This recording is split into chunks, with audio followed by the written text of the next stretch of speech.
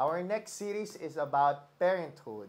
So for our first topic, ano ba yung mga dapat i-prepare as new parents? Bago namin sagutin yan, nandito kami ngayon sa Catherine Gale. This is our Resin Art Studio. Kung makikita nyo, dito namin ginagawa yung mga flower preservation. This is a very good example. Meron kaming heart shape dito with preserved flowers. Dinara yung mga flowers before siya nilagay sa resin. Ito yung palagi nilang in-order. Bestseller namin tong heart shape. Yung mga brides, gusto nila i-preserve yung mga bouquet ng flowers. Bridal bouquet. Bridal bouquet ito. Another example here. Yan. Bridal bouquet ulit. Ito, yung flowers niya, dried flowers na siya. Pinalagay niya sa round shape na mold. Yan. So, with name and yung date nung occasion nila.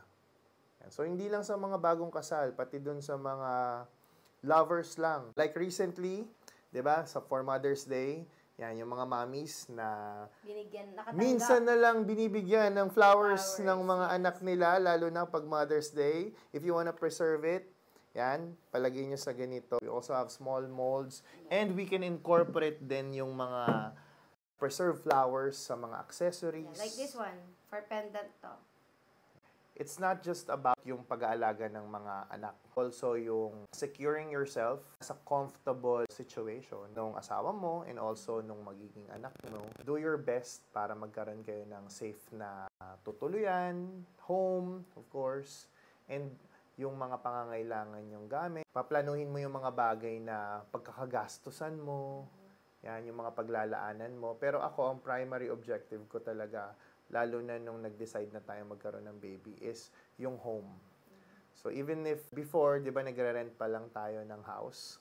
So I wanted to make sure na yung house na inire-rent natin is enough or safe para dun sa magiging baby natin.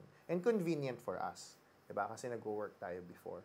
So yung simpleng ganun lang is isa sa mga importanteng bagay yon, yung bahay. Hindi naman pwedeng wala kayong bahay. Or it is always advisable to have your own place instead of living with your parents. Pero, syempre, may mga situation din naman na convenient yung ganon. It's up to the couple kung ano yung mas convenient and mas safe sa kanila.